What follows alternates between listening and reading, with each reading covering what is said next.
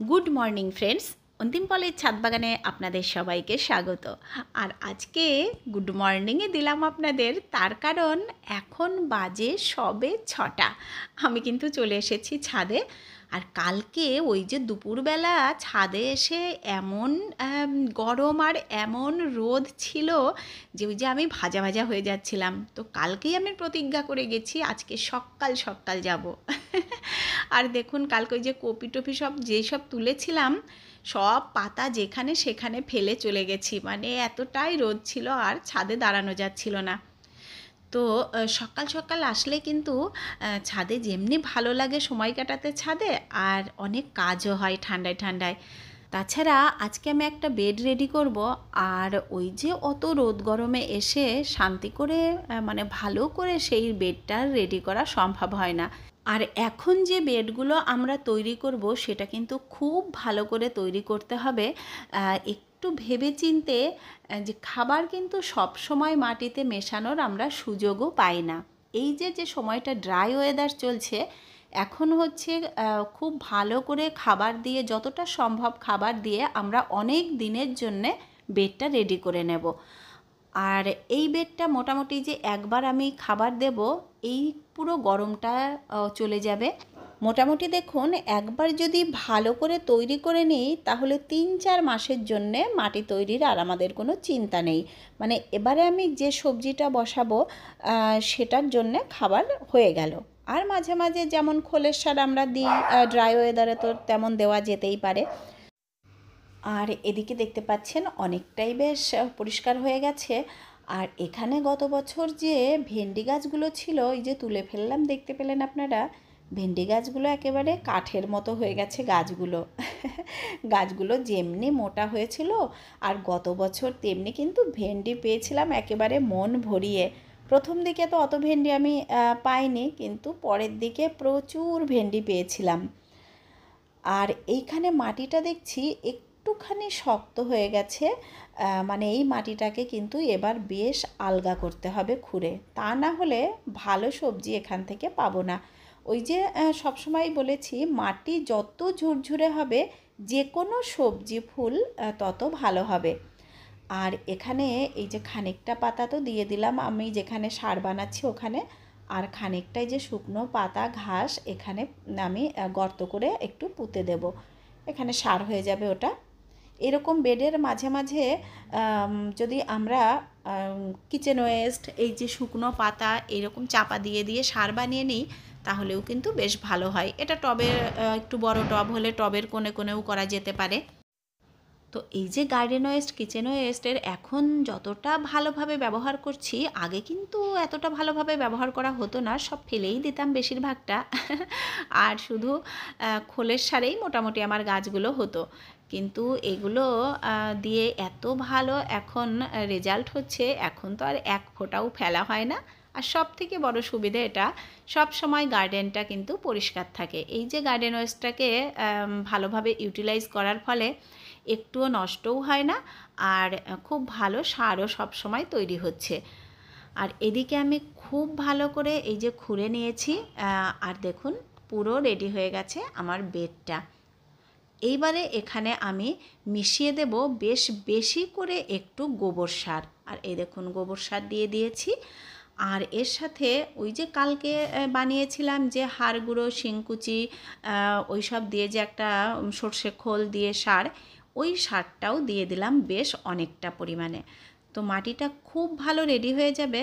আর এই যে জৈব সারের গুণ হচ্ছে, এখন এর মধ্যে থেকে খাবারটা কিন্তু আস্তে আস্তে ওরা রিলিজ করবে। কারণ রাসায়নিক সারে যেটা খাবার দেওয়ার সাথে সাথে গাছ সেটা নিতে শুরু করে দেয়, জৈব সার একটু আস্তে আস্তে খাবারটা রিলিজ করে, আর তাতে গাছের স্ট্রেংথও বাড়ে আর গাছ খুব ভালো হয়।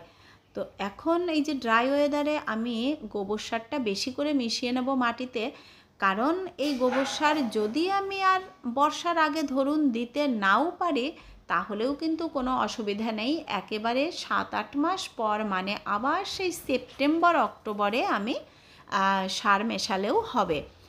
আর যদি সম্ভব হয় তাহলে ওই যে 3-4 মাস পর আরেকবার মেশানোর সুযোগ পাবো।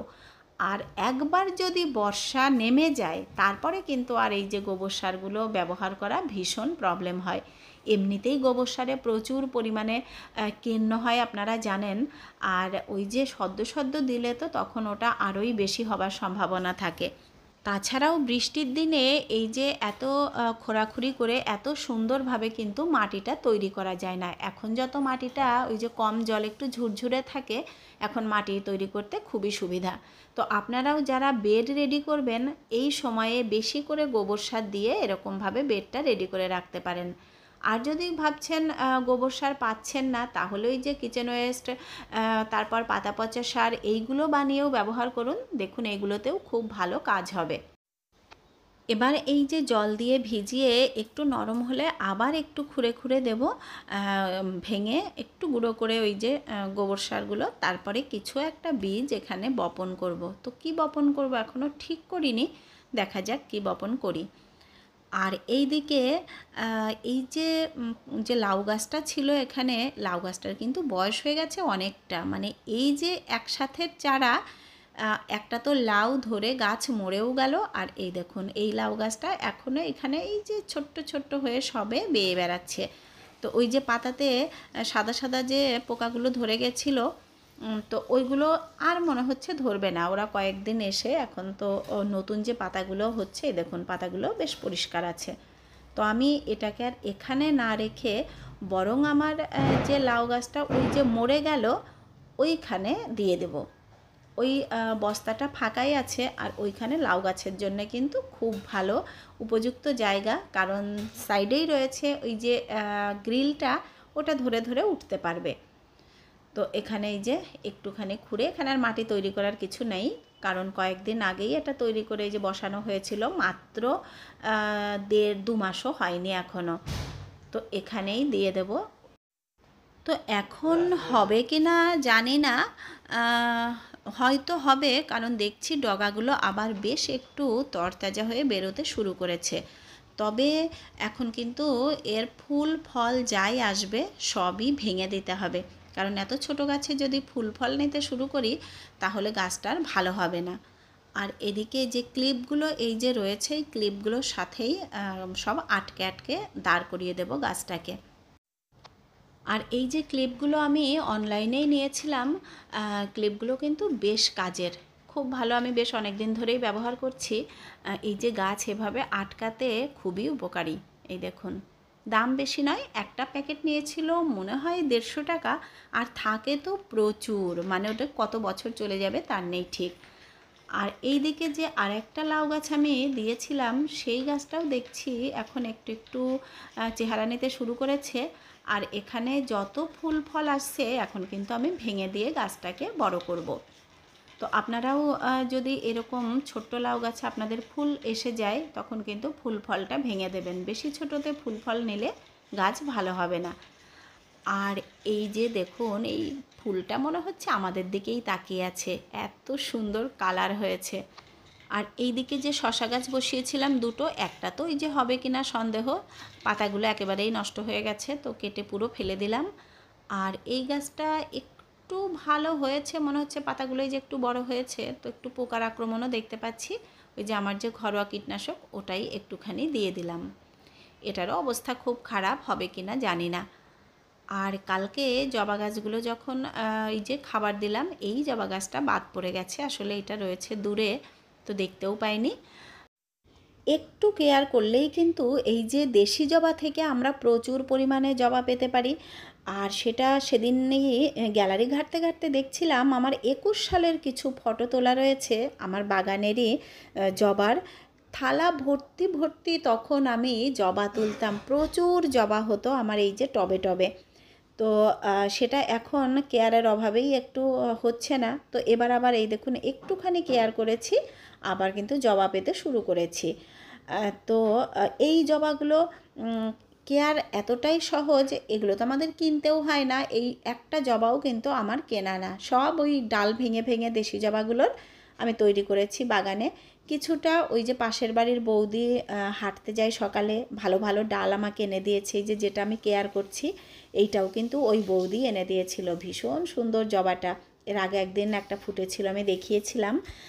তো এই যে দেশি জবা করার একটা সুবিধা আছে, পোকামাকড় তুলনামূলকভাবে কম ধরে। আর এই কারণে দেশি জবাটা বাগানে রাখা কিন্তু আমার খুব পছন্দ। এই যে যেমন ধরুন দেশি জবা পোকামাকড় ধরলেও দেখবেন মরে না, পরবর্তীতে আবার এই যে যত্ন করলে আবার সেখান থেকে আমরা ফুল পাই। কিন্তু এতখানি অযত্নে যদি ওই যে আমরা দামি দামি যে জবাগুলো কিনে রেখে দিই তাহলে কিন্তু বাঁচানো সম্ভব হয় না। তাছাড়া দামি জবাগুলো আপনারা চেষ্টা করবেন সিন্ডারে করতে। সিন্ডারে কিন্তু একটু যদি কমও কেয়ার হয় তাহলেও গাছগুলো বেঁচে থাকে। তো গাছগুলো যদি বেঁচে থাকে তাহলে দেখবেন 1 বছর হয়তো ফুল পেলাম না বা কোনো কারণে কেয়ার করতে পারলাম না সময়ের অভাবে, কিন্তু বেঁচে থাকলে পরবর্তীতে আমরা চাইলেই ওটাকে কেয়ার করে আবার কিন্তু ভালো জবা পেতে পারি। শুধু জবা বলে নয়, এই যে কোনো দামি দামি গাছ যেমন অ্যাজিলিয়া, তারপরে অ্যাজিলিয়াটা খুবই একটা মরার টেন্ডেন্সি থাকে, কিন্তু যদি সিন্ডারে করেন তাহলে কিন্তু অতটা মরে না। তারপরে গোলাপ, তারপরে এই ধরনের যে পার্মানেন্ট ফুলের গাছগুলো সেগুলো চেষ্টা করবেন একটুখানি ওই যে সিন্ডারে করতে। আর সিন্ডারটা পাওয়া কিন্তু এখন এমন কিছু কষ্টের ব্যাপার নয়, একটা তো অনলাইনে পাওয়াই যায়, আর আপনারা কাছাকাছি নার্সারিতেও খোঁজ করতে পারেন। এখন মোটামুটি সব নার্সারিতেই কিন্তু সিন্ডারটা রাখে, যেহেতু সিন্ডারের ব্যবহার এখন অনেক বাগানেরাই করে থাকেন। দামও যে বিশাল কিছু তা নয়। আর এই যে ফুল তুলতে এসে দেখলাম ওখানে কয়েকটা মালবেরিও পেকে গেছে, তো কয়েকটা মালবেরিও তুলে নিলাম। খুব মিষ্টি, কিন্তু এবার সাইজটা একটু বেশিই ছোট হয়েছে, গত বছর যেমন ভালো হয়েছিল। আর এখানে কয়েকদিন ধরে যে ডুবিয়ে ডুবিয়ে দিলাম ওই যে কীটনাশকে, আপনারা দেখলেন, দেখুন একদম মিলিবাগগুলো কিন্তু মরে গেছে, আর এখানে হবে না। এবার ডালটা আশা করছি খুব ভালো হবে। আর ছাদে থাকার মতো সময় এখন আর আমার হাতে নেই। আজকে যদিও ছেলের স্কুল নেই, কিন্তু অন্তিমের ডিউটি আছে, আর ওর ডিউটির টিফিন লাঞ্চ সব গুছিয়ে দিতে হবে। তার জন্য খানিকটা সময় নেই, হাতে নামতে হবে।